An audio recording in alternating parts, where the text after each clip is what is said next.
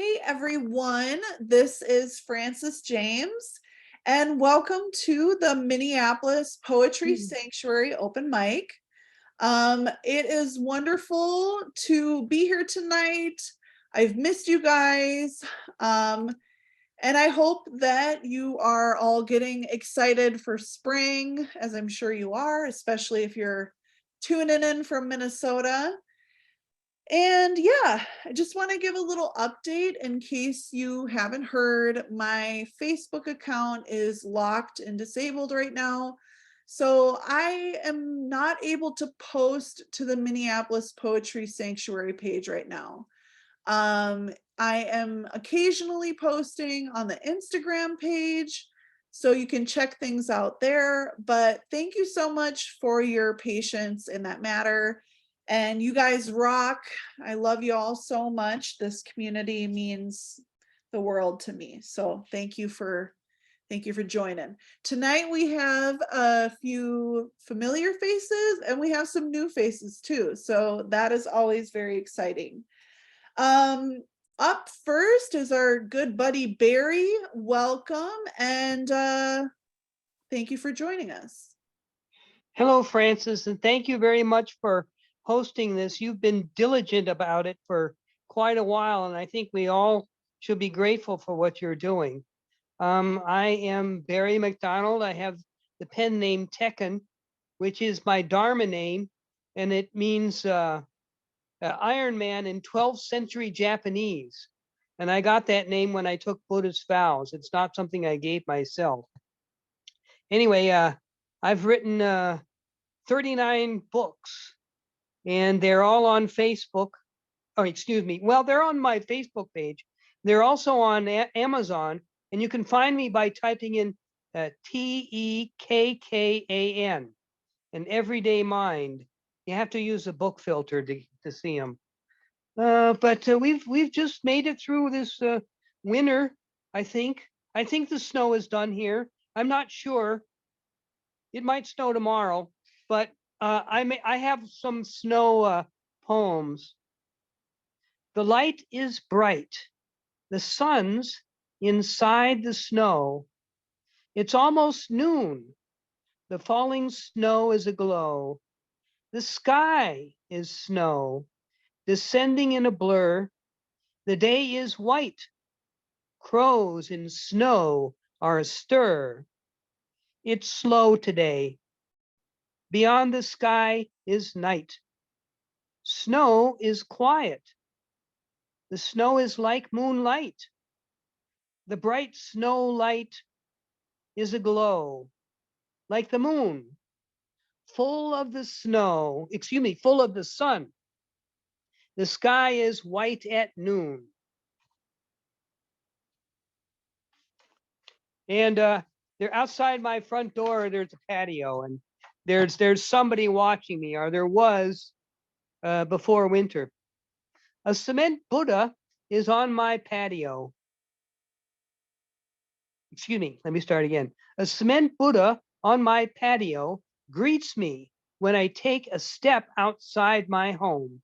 And today I saw a sly and shy smile that communicated a hello, because he's been encumbered in the snow.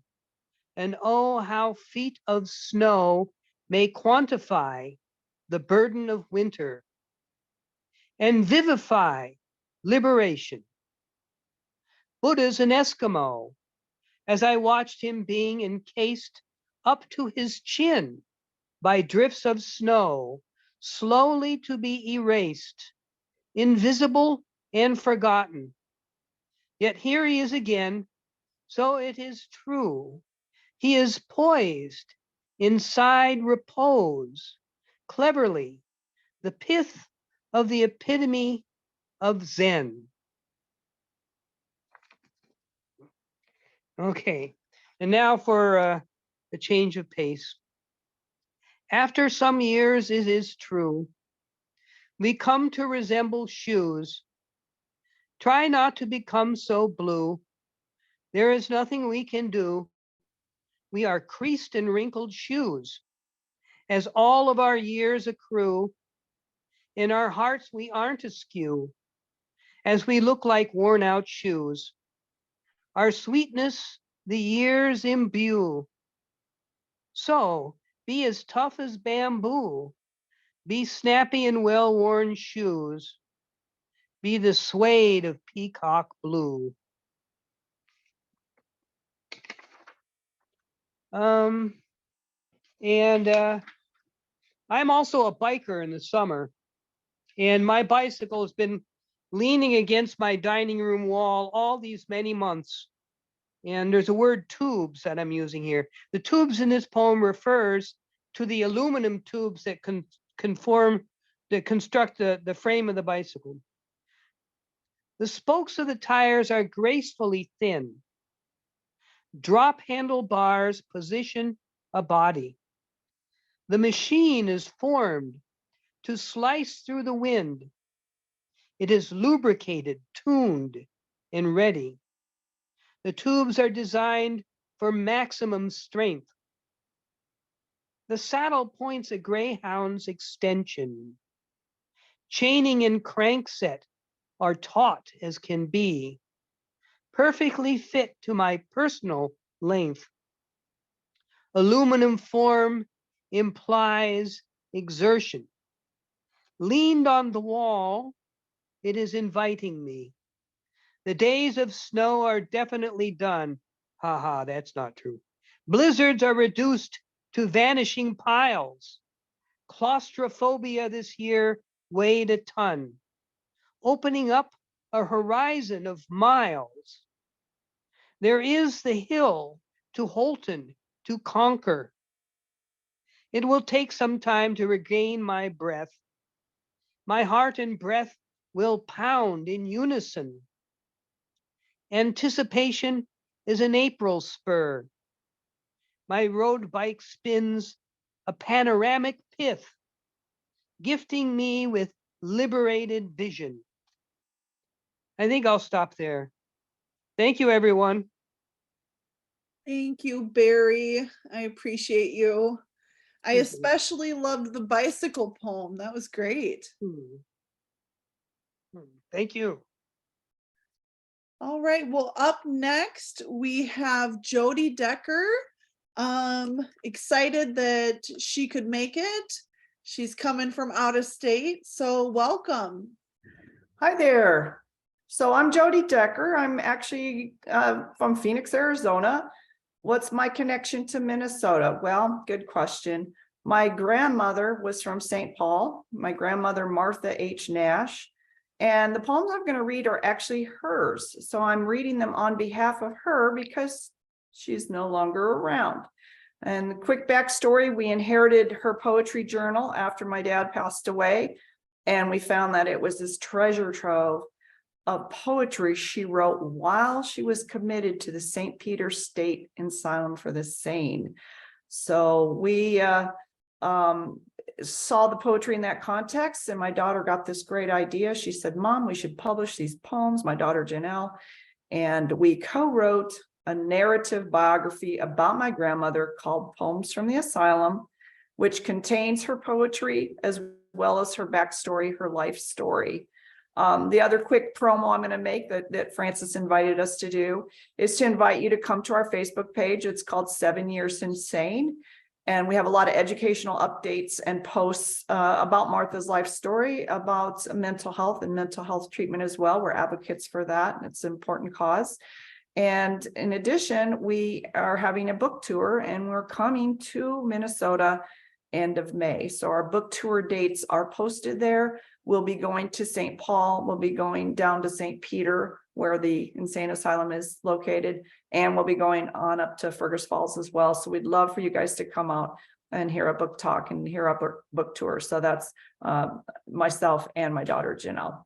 So with that gives you a context. I'm going to read the poems, and do keep in mind, my grandmother wrote these while committed, and some of them are very dark. I don't necessarily feel that they constitute a trigger warning, but being sensitive to everybody, not knowing everyone's background and experiences, If you would find her poetry perhaps distressing or stressful in some way, know that, you know, it was written by a woman who was depressed at times and anxious at times. That's why she was there.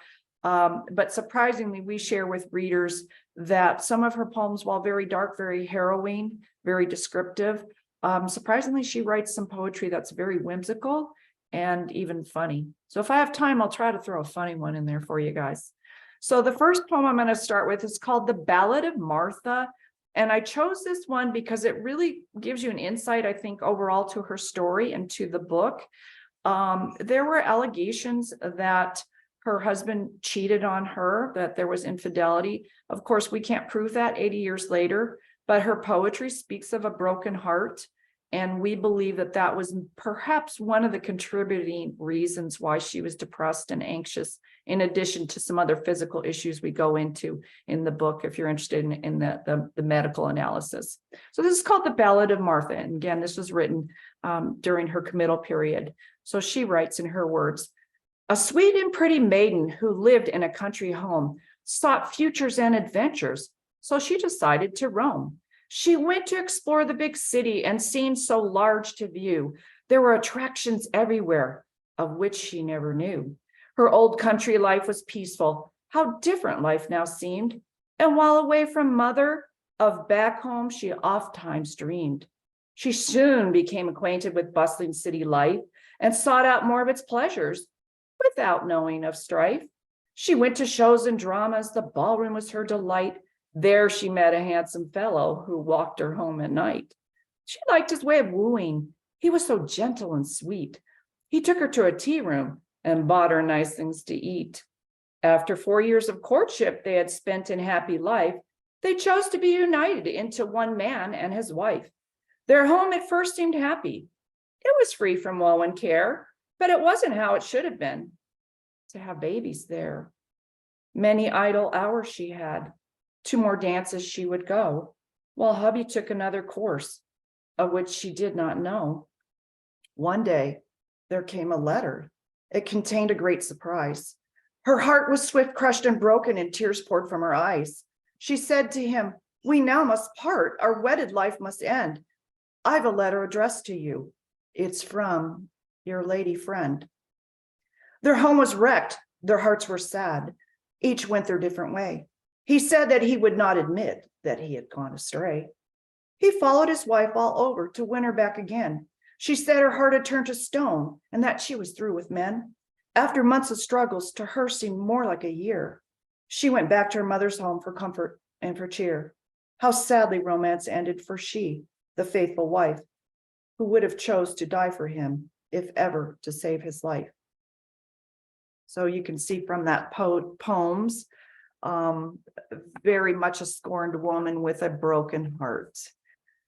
So the next poem also speaks to her betrayal. She writes a lot about this theme, and that's why we do believe in the veracity of her poetry, even though you could kind of question, well, she was mentally ill. How do we trust the words of a mentally ill woman? But in our book talk, we explained that we vetted everything she wrote, dates, names, places, times. Everything she wrote about in her poetry was historically accurate. So we consider her poetry almost a documentation of her time in the insane asylum, because it was in fact so accurate. So the name of this poem is called Unfaithful. Fond memories of courtship days when I sat upon your knee. You put your arms around me, dear, and whispered love to me. In happiness we soon did wed. Our future seemed so wide when temptation stole into our home and wrecked you at my side. My heart was pierced by grief and my eyes were blurred and wet. The suffering that you caused, I never can forget. You cried and asked me to forgive and take you back once more. Then you would promise to be good and never leave my door. I will forgive with you live, as it's so hard to part. I'll try and help you to go straight with a crooked, broken heart. So again, we see that theme of betrayal and infidelity. This one is more about her if you would say, admittance or transition into the insane asylum. So it gives people a little bit of insight about her experience there. So you're going to see a little bit of reference to her time there. We do know some historically accurate information about her treatment while she was there, based on what was, how do I say, common or accepted practices during that time. However, we don't have her medical records. So we're always very forthcoming to say, can we absolutely say with certainty that Martha had certain treatment while she was there? We can't say that, but we can make some educated or reasonable assumptions. This one's called Memories. Give me something to remember you by, since we were forced to part. A kiss or two imprinted by you, forever to remain in my heart. I do recall the eve we met. It was in September, you know, at a Labor Day ball at Hiawatha Hall, just 23 years ago. 4 years later in wedlock we joined, but our romance would not do well. Then the devil stepped in with the whole world's sin and took me off to hell. He led me away forever to say, behind prison bars and keys. In agony I squirm like a suffering worm and beg for mercy on my knees. I'm judged as a goof and a nut and classed far less than a mule. Behind thickened walls where Satan now calls, I play the asylum fool. Dripping with scathing bitterness and hostility. So now, if you'll indulge me, if I have time to perhaps read one or two more. This one is called The Coat. I personally find it funny. So Martha is writing about a time, and you all live there, so you deal with the weather, the cold temperatures more than we do in Phoenix. But she's apparently writing about a time where either she might have said to Lewis, the weather's turning cold, or I'm cold here, or you know, I need a coat, or maybe he just did it to be nice. We don't know. But he shows up with this coat, and she writes with absolute vitriol that her husband had the gall to drag this old coat down to the insane asylum. Now, again, you might kind of wonder, do you care what you look like when you're in an insane asylum? But apparently Martha did. So this is called The Coat. Lewis sent an old plush coat for me to wear as a sweater and told me not to discard it, that he wanted it back if I did not want it. This is my answer to his suggestion. That patched up plush coat, a sight to human eyes. Why worry? I will part with it. You must value it as a prize. Who would want that worn out frock, which is now green and old? The dumbest goof would not wear it if they were numb with cold. I got that coat to keep me warm from winter winds and snow. I felt its comfort at that time 18 years ago. I traveled the world and felt alive when the coat was brand new. I was home with a mate who I loved, dear and true. Do not think you will see the remains of this coat. It would last longer put on a worthless goat. I lie around on a hard bench from morning until night. There is no chance to wear it out or even put it out of my sight. But if you desire the tired item which you consider so dear, I'll send it back at your request to save as a souvenir. That's my grandmother. Thank you, Jodi. I'm glad you could make it. Thank you. Yeah, it's like, I don't know, man. Some of the people you think are the most insane are the most sane people you'd ever meet. So that's what I have to say about that. we can tune into things here and there, you know. So thank you so much, Jodi. And yeah, if you're around when she's in town, you'll have to come check her and her daughter out in person, and check out one of the books. So Thank you.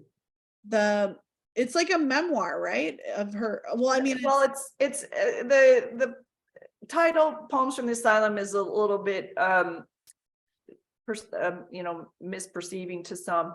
It does contain her original poetry, some of the ones I read tonight, but there's a narrative biography that explains her life story, her background, her German ancestry, and then it talks about her medical treatment and the medical analysis. And one more quick part, just a little teaser, little spoiler alert.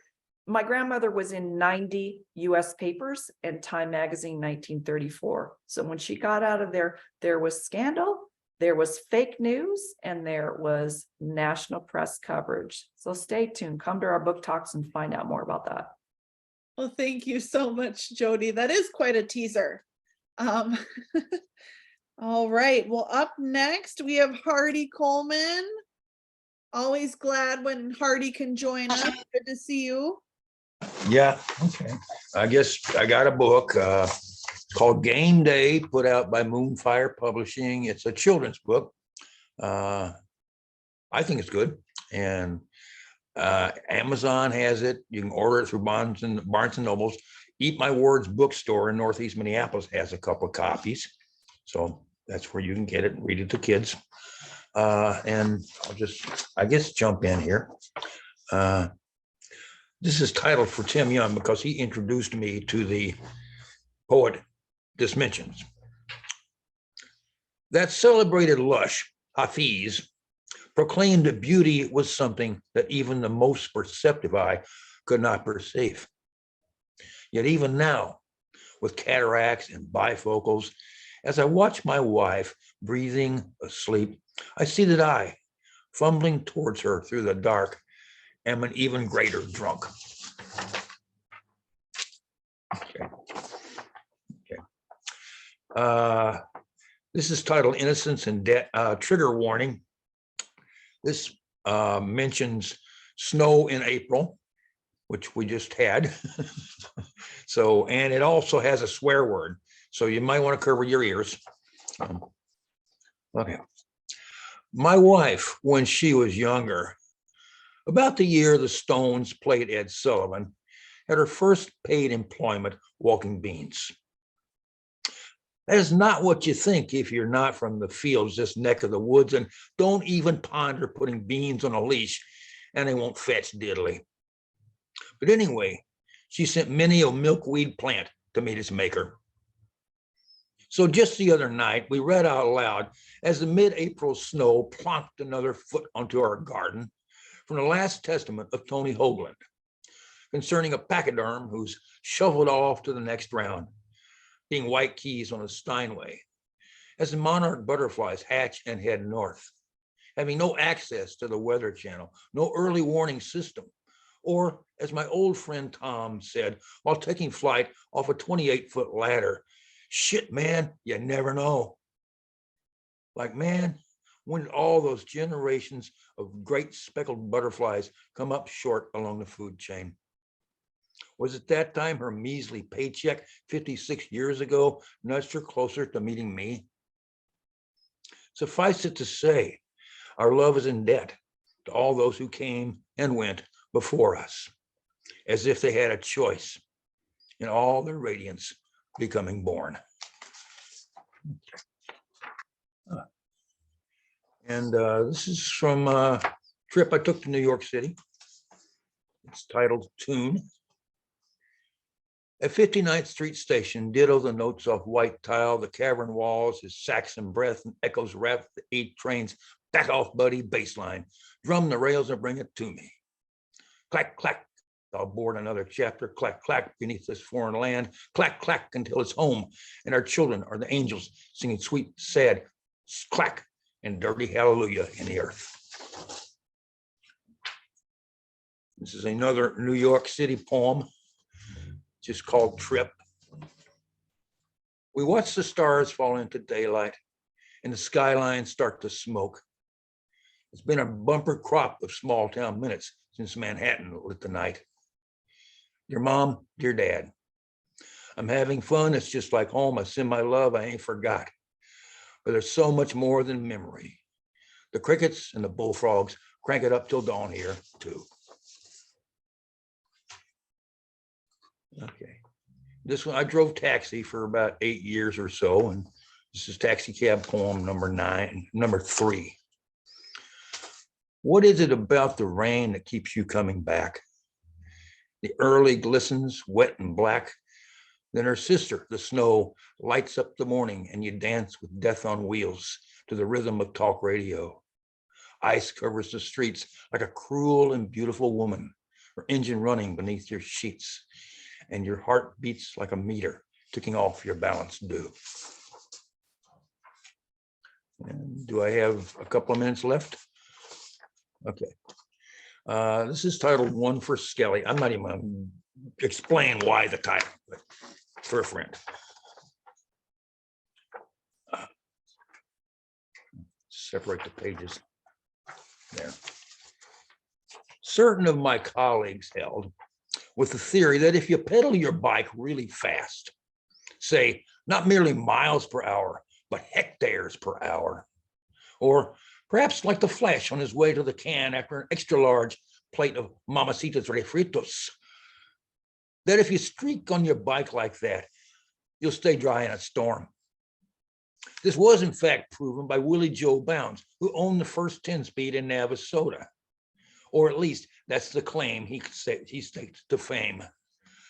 Of course, it's been debated ad infinitum whether Willie Joe remained dry because he was able to ninja-wise dodge the individual droplets, or if this was due to a force field generated by the spokes on his wheels spinning so fast they turned backwards. Anyway, it rained today while I was up repairing the dormer, so the roof got slippery. And I remembered that time you answered the doorbell fresh out of the shower wearing an American flag towel, and you said, "Oh," then laughed. I thought you were someone else. No, it's just me from next door. Nice outfit. Could I borrow some salt? And I heard about what happened about a year ago and didn't know what to think. I mean, I hardly knew you. Not well enough to miss you. Your hair dripping wet, stars and stripes across your breast, mistaking me for someone dashing and young. And I wondered today, choosing my steps across shingles in rain, should I fall? Will my body find the secrets of Willie Joe's 10-speed? Did they bury yours wrapped in a flag? When the heavens got loose, when a stranger comes calling, do you simply shut the force field off? Thank you so much, Hardy. Yeah. And I don't know if Patricia can hear me. She but says hello. your love for each other is so beautiful. And hello to Patricia in the background. I figured you'd be there. So all right. Well, my dog decided to join me because he came up beside me and was What's just his name? standing there looking at me like, pick me up. So he's he's in my arms now. What's his All name? right. Well, up next we have Bipolar Jamey, and I am so excited to have you back. And yeah, welcome. Thank you so much. Thank you. I think Hardy was asking what your dog's name was. Oh, I'm sorry. Romeo, of course. His name is Romeo. That's so hilarious. So I guess I'll just start. And so Bipolar Jamey, I do have bipolar. I like to say when you have a mental health that really affects your life, you're in recovery. So I'm in recovery, growing. So this one is called, so my pieces are kind of like my experience, just living in general. So my piece is called Killer Killer Bee. I'll just go. I know who I am. Stop telling me who you think I am. Screaming in my head as nothing comes out. Keeping the peace, trying not to shout. Just because you know me, see me, hear me, you have never been in me, my thoughts, my dream, those who I be. Silence was my salvation, lacking expression, because rejection was worse than my own impression. Afraid to be me, like what I like, has been the hardest all these years, even more so than being a dyke. So I'm taking up space more than I did. Denying me is all that you said. You seem so suspicious as you cut your eyes. Your tone, your whole demeanor just makes me want to cry. This is why I never showed you this side. This is why I compartmentalized. Can't you just accept that you never fully knew me as I bleed my insides out to you? So excited, I introduce parts of me, yet the only thing I hear is I disagree. I guess you will never know me. It hurts, stings, killer, killer bee. So that piece is, thank you. Basically, a lot of mine was very self-discovery, and writing is very cathartic for me. So this one is Sharknado. I have a lot of acronyms in my mental health, and I got diagnosed later, well, throughout my life, but this was, I was diagnosed with ADHD in my college years. So it was hard to do school, and I figured out why. So this is called Sharknado. Many thoughts and dreams, nothing sticks, it seems. Rushing, pouring thoughts and impulsivity brings about this woman's creativity. But the world does not understand this flood as the Sharknado comes through town, leaving wreckage and drawing blood. Good intentions spin and spin to shit. Ideas unplanned create so much conflict. I try my best, but the sharks are biting. Now everything is ruined and colliding. They're all fighting and or dying because it's my fault, and now I'm emotional and crying. Will this be my life, always causing destruction as my impulses draw me in such seduction? Attention deficient and high definition mixed with lower inhibition. Let's face it, it's a great recipe for demolition. So that's my second piece. Thank you, thank you, thank you. I have two more pieces. Is it okay? They're kind of, okay. So this is hard for me to find mental illness. I've changed my, find friends with mental illness, because if I tell them I have a mental illness, all they see is the label. So I posted something in Facebook in a group, and this was my experience. So it's called Looking for Friends. I have bipolar, 38 female, queer, masculine, living in the community, seeking friends in the area for activities, fun, unity, aware, woke, fighting injustice, impunity, college degree, advancing, seeking every opportunity. I love to travel, volunteer, and any physical activity. I do poetry, design, performing, an outlet for my creativity. I'm spontaneous, funny. People are drawn to me, a natural proclivity. My energy is infectious, radioactive due to my hyperactivity. I am a caring, loyal friend like no other, better than a retriever. Better than a retriever, except I'm housebroken, you discover. I'm not a fighter unless I need to be. I'm more like a lover. If anything, my love is too much, I tend to smother. But no one heard or read any of her words. After bipolar, they swiped left, blocked, ignored her because of her disclosure. Meanwhile, posts with no words or anything real got more exposure. Her best friend's ex even warned her, but she had faith and swore people would want to know her because she had drive, passion, and brought a lot to the table. Wow, even the queer community, the stigma, this label, no question, no comments, no likes to her posts. It was like she wasn't even there, more scarier and invisible than a ghost, all because she's treated and stable and diagnosed. Fuck this shit, delete, there goes her post. I forgot to say trigger warning, curse words. I literally did that. So it was just my story doing that. Thank you, thank you. And last but not least is my experience, because I am multi-layered and multifaceted. I am also a person of color. So my experiences are also from my color of my skin. So here we go. This was about me just getting piano lessons. You think it would be simple, but here we go, piano lessons. What do you see when you look at me? Is it gospel, an African-American instructor? Is that what you see? Because that's what I was sold when asking for music lessons. Unintentional bias, stereotypes, leaving me guessing. I wasn't sure at first whether to be offended. He was nice, yet it bothered me, even I defended. But I like classical, I said as I rolled my eyes to gospel, knowing this man was not trying to be hostile. Why am I confused when these situations occur? I just hate confrontation and I'd rather defer. Why is it easier to stand up for others? Yet for myself, I sleep and hide under covers. It's complacency. who I've become out of acceptance and fear? Or have I become accustomed to this treatment after all of these years? Instead of righting this wrong while my community cheers, yet I'm still feeling offended, no matter this man's demeanor or what he intended, more because I called my white friend to ask for permission because this little Black girl has been conditioned to not take a stance or a firm position. No wonder mild transgressions get no recognition. But I'm different, I say. It's never too late to stand up for yesterday. Time to awake from this passivity, because his stupidity is no defense to my complicity. Thank you, and I'm done. So I'll just plug my name. My name is, thank you very much. My name is Bipolar Jamey, and I just wanted to raise awareness. I don't really identify as having bipolar anymore, but I used to never identify even having it to begin with. So I had to first identify as having bipolar and then just not defend like identifying at it. So I try to raise awareness just by having that handle. It has kind of cost me a lot of potential friendships, potential romantic, but I think it's doing wonders, and I wouldn't want to be with someone who wasn't, or be around someone who wasn't woke.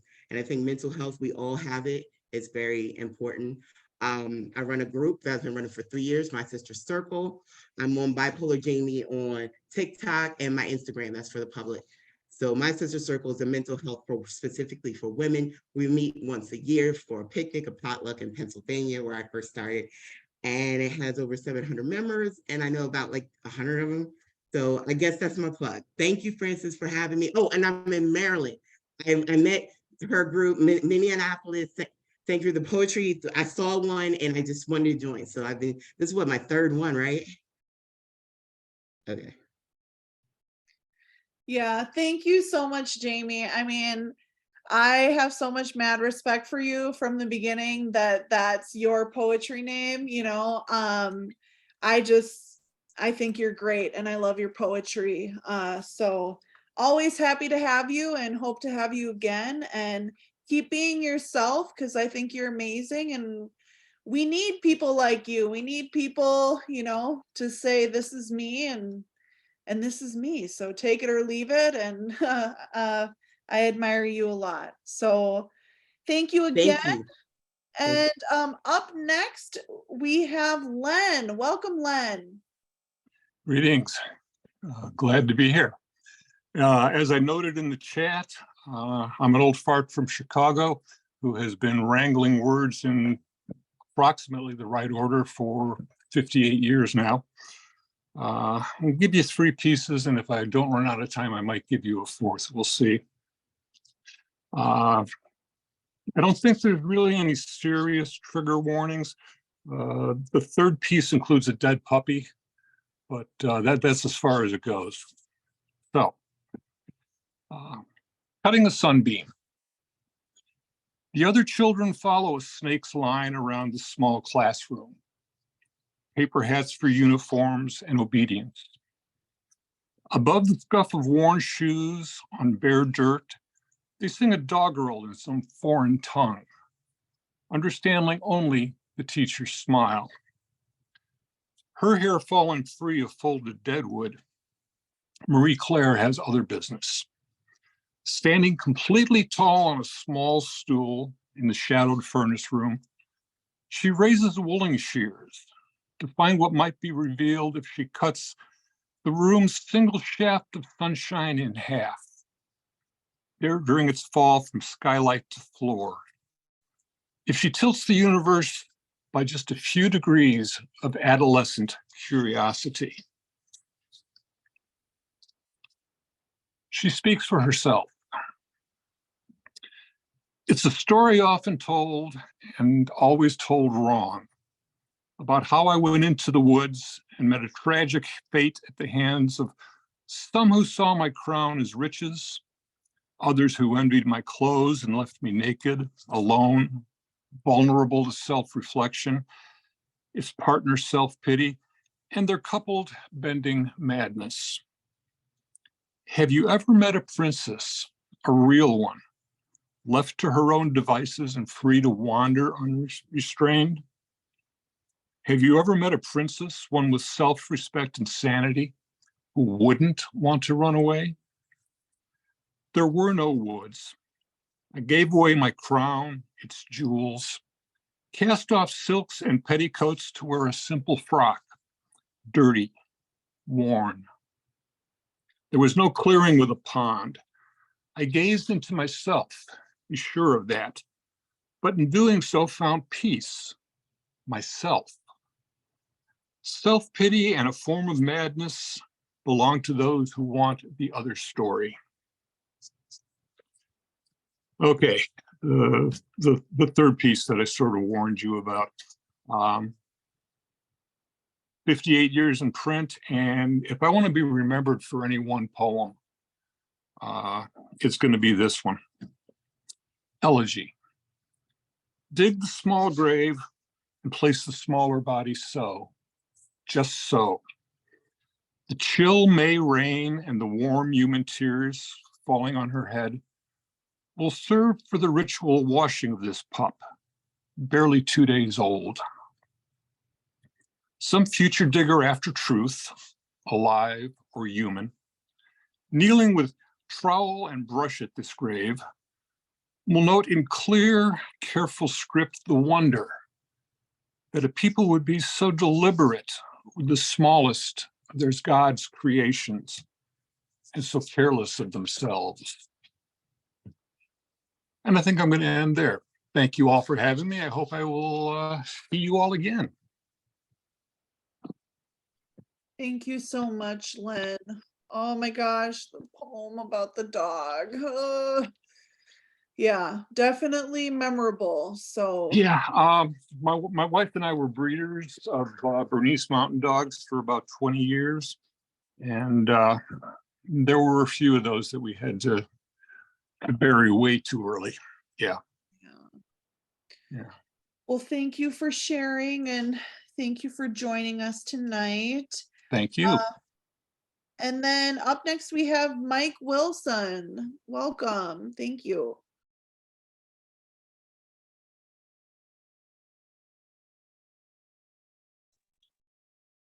Hi, I'm Mike Wilson. I'm way in Kentucky, Lexington, Kentucky. It's not as cold here as it is in Minnesota. This is my book, Arranging Deck Chairs on the Titanic. I wrote this during the Trump administration, and I figured it would no longer be timely, but I'm afraid it still is. So I'm going to start with a poem from my book.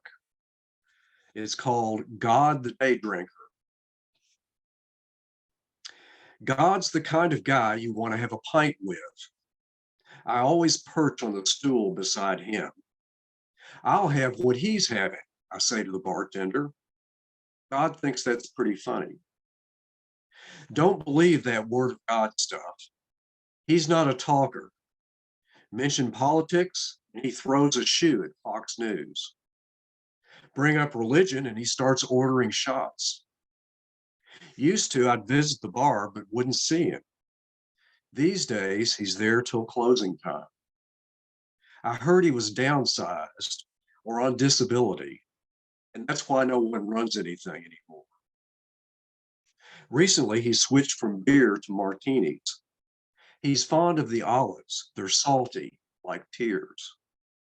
I hear he's ordering a round for everyone, but without instructions for an arc.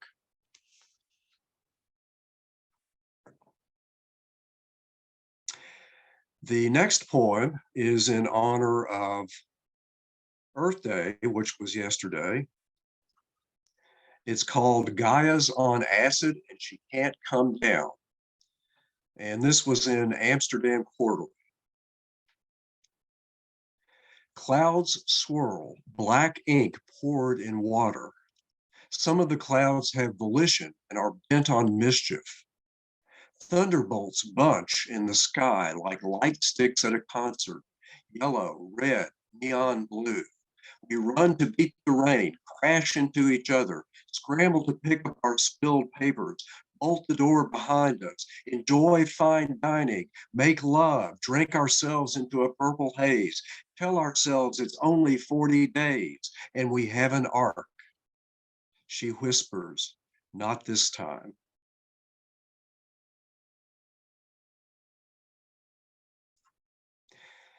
The next poem is part of a manuscript that I hope to have published at some point that are spiritual poems. And this poem is called Feeling. Face to face with myself, only a membrane between us. Seeing has become touching, transcending the particulars, beyond the masks hastily slapped on faces, the false narratives designed to condense love into property. My alibi silhouetted in spotlight, I cling to the ledge of pleasure or pain until muscles fail and fingertips rub across granite as I let go and fall with nothing to catch me and submit without reservation to my own non-existence, except as it is in you. Not pride, but an impression of pride, neither misery nor bliss, but costumed imposters, distracted actors floating from scene to scene in a torrent born from a break in attention. Both shipwrecked and safe, the sputter of selfishness drowning. Passion's roller coaster makes me sick. But soon as the ride is done, my bad babysitter runs to the ticket window to purchase another. Shakespeare hangs my attention on a hook, plots desire only the audience sees, breathes through a lens revealing real and unreal simultaneously, a shimmering that is beauty and makes me think of you.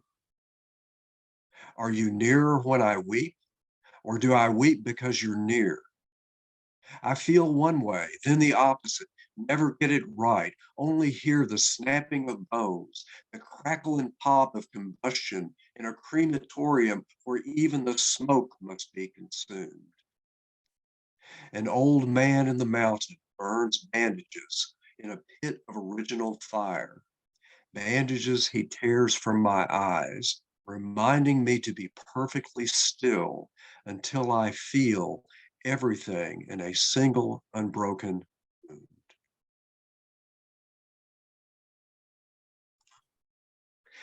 And I'll read one more.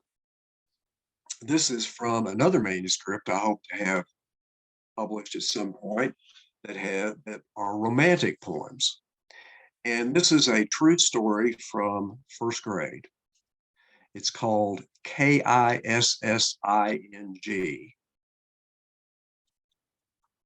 It's 3 o'clock in Mrs. Bowling's classroom.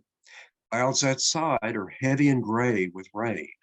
We have permission to retrieve raincoats from our little first grade closets, dark as Rorschach ink blot, cozy as a hiding hole, a perfect place to kiss Margaret.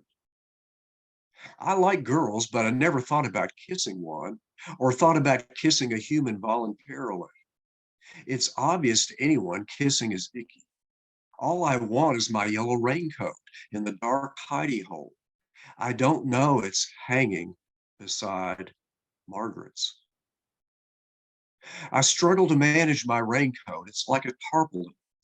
She's collecting hers, but she's looking at me, wondering why I look back at her. She sees she has my attention, sidles up next to me, whispers in my ear, "Want to kiss?" Her idea, Margaret's. I recall rope skipping warnings. Being caught kissing leads to public humiliation in a baby carriage. But those closet doors are nearly shut. Only a sliver of light intrudes. No one can see what we do but me and Margaret. Okay, I say, then darkness becomes a sphere holding me and Margaret and nothing else. I feel her lips tenderly brush my cheek. I kiss her too, surprised I know how. Later, walking home in the rain, I rise like a helium balloon, handed to me in a sacred space by Margaret. Thank you all. Thank you so much, Mike. I'm always happy and pleased when new people can join us. I feel like you really, I was taken there in the last poem. Like you had a really good way of writing about kind of the mindset and like the emotions and everything of being a young kid. And that was really great. Thank you so much. Petey really liked it too. Well, I think I want to tell y'all that I'm in a poetry contest this weekend. So it's at Strike Theater. It's a 2-part contest. It's a poetry slam. So check it out. You can Google, I think it's called Midwest Mashup Poetry Thing. So I'm really nervous, but it should be fun. And if you're in the area and you want to go, you can buy tickets online.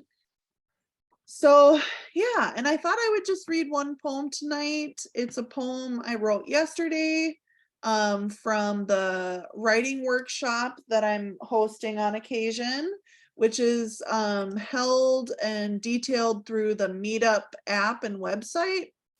So if you ever want to join me in a writing workshop, check that out because it's been really cool. And yesterday, the theme was the names that we give ourselves and the names that others give us. So that was a really interesting meeting. And then we break for the prompt and come back and people share what they've written. And it was a really great evening. So check that out. It's under Minneapolis Poetry Sanctuary on the Meetup app and website. So this poem I wrote from the prompt yesterday, and it's called Not Enough. Not enough is a lifestyle, a race with no finish, a fable with no hero, a war I created myself from a stupid feeling I can't let go of. All the time I've wasted, energy, focus, my dreams, and acceptance, thrown into a fire I desperately keep alive, for an illusion that too much resembles a crutch, for an injury I gave myself. It is too simple to blame others. The reality is, I drank from the cup offered, drank like I'd never had substance, drank like I otherwise might die. But the beverage is a poison I pretend not to taste. The liquid provides a temporary quench that I don't know where else to find. It is comforting to know a source for life, a remedy for happiness, an equation that will remain constant. So I reside on the side of a man, his arm like a safety vest I trust and cling to a little too much. So, yeah, I'm debating. Okay, I'm gonna read one more because this is one of the ones I might be reading this weekend. I'm deciding between 5 different poems, but just on the topic of like mental illness and everything. So I'm bipolar as well. So yeah, like but yeah, it is so hard. And I'm so we make it through though. We do. So, and it's like life is so hard. I'm always grateful when people can be real. None of us are perfect. So come on. All right. This one's called Here Still, and it does talk about mental illness and like suicidal stuff. So trigger warning there. Bipolar makes you do things you don't want to do, like yelling so loud you scare yourself, putting cigarettes out on your wrist, or fucking some guy because you need to feel like you're something. I've spent my life trying to escape or heal this. Treatment at highly awarded Menninger in Texas, an unsuccessful stay at world famous Hazelden, the same outpatient program Bridges 3 times. I've given my best to every latest therapy trend, DBT, ECT, CBT, CBD. I wish it was as simple as 1, 2, 3. I've sought wisdom from counselors, healing from healers, the right medicine from naturopaths, borrowed hope from chaplains and psychics, understand my head and heart in an astrology birth chart. I've practiced breathing when I don't want to live, awareness when I want to be numb, and self-love when there's none. What I know is that I can only keep going. I can only get up and try harder, go deeper, pray daily. The truth is somewhere between moving forward and holding on, letting go or staying strong, living and letting live. And I'm here still. Or maybe what I mean is who I'm meant to be is within me, within reach, possible. It means I haven't given up because I promised I wouldn't.